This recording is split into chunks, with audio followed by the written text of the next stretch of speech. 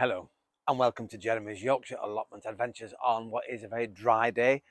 We've had the snow in the week and today we've got blue skies, some cloud and a very little bit of wind. But we're okay. I'm here in my sweatshirt, so it's not too bad really, is it? Now, today we're going back to basics yet again.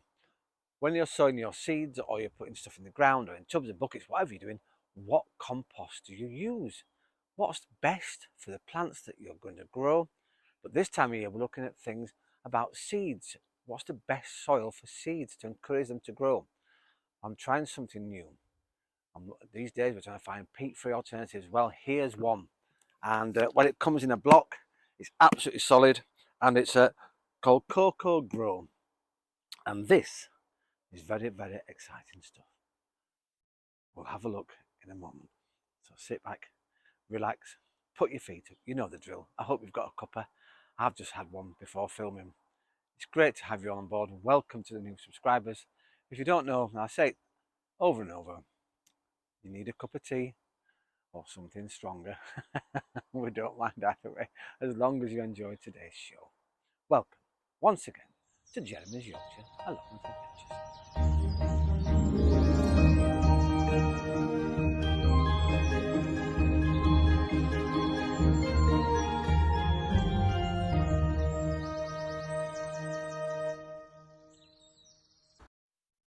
Well, here I am in the greenhouse and I'm about to expand this in here. Now, what is it? Have you guessed? I bet some of you are using this already, aren't you? It's quite light. It comes in a 5 kilogram bag, so it's easily transportable. You're not lifting those massive compost bags.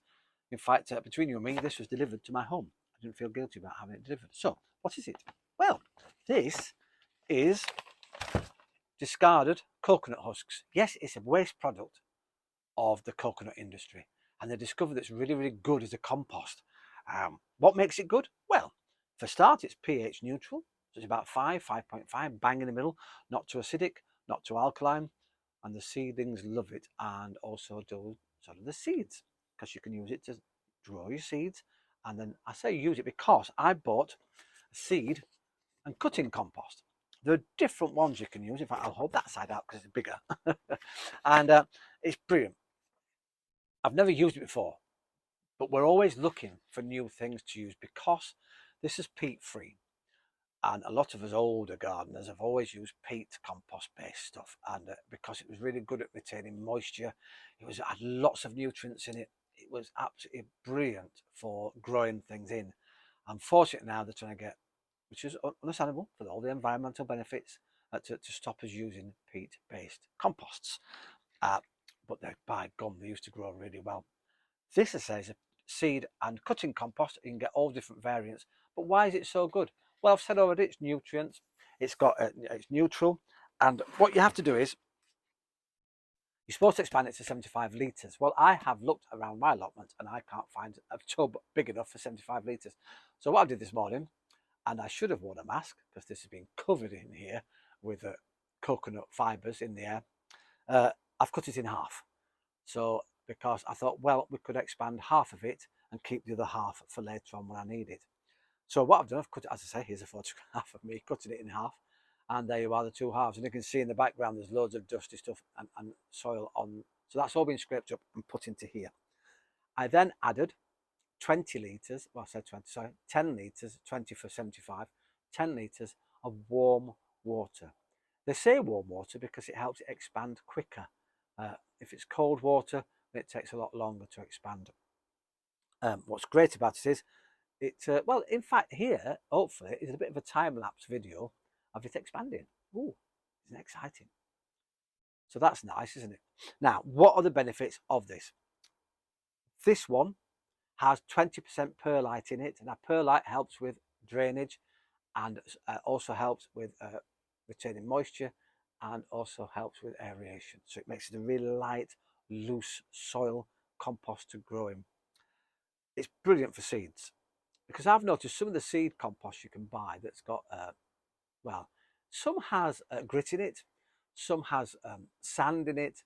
I've noticed sometimes if you overwater, it gets really compacted and it becomes waterlogged and it retains, which is lovely, But you don't want that with seeds, because the poor seeds will just drown and you won't get anything out of it. And it's really hard to monitor. Whereas this stuff retains the moisture, but look, it's still crumbly. This is really, really, really moist, but expanded beautifully, which means when you put your seeds in, obviously, the roots can get through, it can get the moisture out and will grow really well. The benefits is it's also doesn't attract flies, believe it or not, because it's been treated. It's also really, really good. In fact, what breeds it? Let me look at this here. Look, you can print off a little thing. It tells you all about what happens. It says, look, fast germination, improved root growth. It's like, why not have a look at this picture? I think I've taken a photograph of it, and it's free of bacteria. But what I love about it is, and I hope it's true, it doesn't have any weed seeds in it. Because sometimes when you get the compost, and I've noticed with the cheaper stuff, that you go out and a couple of days later, there's all shoots coming out of your little pots. You think, what's that? It can't be the seeds. And then sometimes I think, well, do I pluck it out? Are there seeds? Because as you know, very early on, the stuff that comes out of the little pots, out of the soil, they all look amazingly similar until, of course, the leaves start to develop. But by then, oh, I don't know. But this, hopefully, seed-free from weeds, which is exciting stuff, isn't it? It's full of good nutrients. But what I do like about it is you can reuse it and use it again. So if I've done all my seeds and I've used that compost, you shove it back in here, you can dry it out, you can put it in a bag and keep it for later on. The nutrients stay and all the good stuff will stay for apparently quite a long time. Well, I look forward to that. I look forward to using this. But while this expands more, let's pop across to Wakefield to Darren. And Darren's been out in the snow checking on his allotment. Look, here's a photograph of the snow.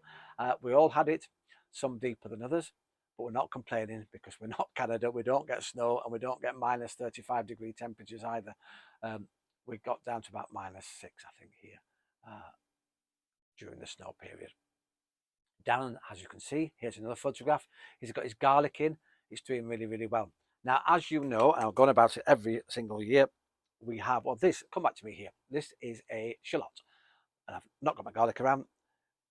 If you hold it forward, you can see the root system there at the bottom. They're very, very delicate at the bottom of also onions and garlic.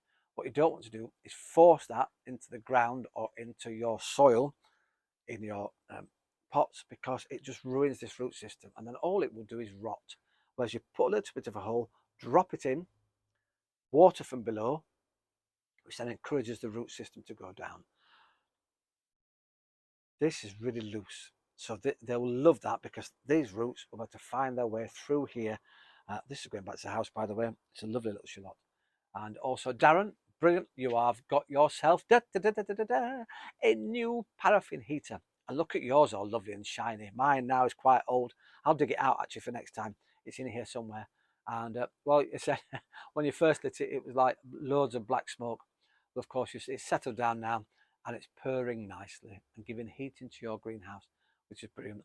I'm lucky here. I've got electricity down on the allotment, believe it or not, and I've got electric heaters in here, which means I can also have electric mats to go underneath all of the seed cuttings to encourage them and to keep them warm here when it's very, very cold. Darren, you've got peas, apparently. You've put those into you're very good at this, actually. You did it last year into your guttering. I've tried in the past. In fact, I might try now again with this stuff, because I've always found it got waterlogged and it never came up, whereas this might be a lot more useful.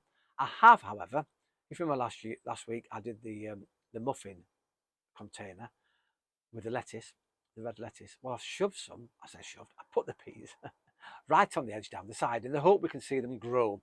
And well, I'll keep an eye on that. It has become got some moisture in it, so it's working now. It's got its own little microclimate inside. In fact, here's a photograph of it. It's looking really good, and it's getting a little bit of warmth from the windowsill, and also there is a radiator bang underneath it, so we have the curtains over the radiator so it goes into the window at night, just to give it a little bit of extra heat, which is great, isn't it? You're also growing broccoli, Darren, as well. You've got those seeds in, and you've got your garlic outside.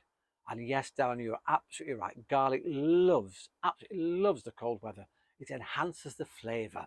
And so, brilliant. Well, fingers crossed, I can't wait to see, hopefully, your peas coming up and, well, all the things that you're growing over the next season. As I say, this is brilliant stuff. First time I've used it. Can't wait now. Hopefully, if you're using it or I've used it, let me know what you think about it, because it's really, I love to hear what people do with theirs.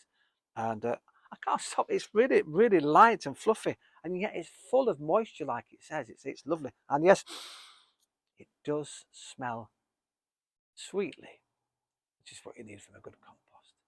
And well, I need to go and sort my big compost bins out outside.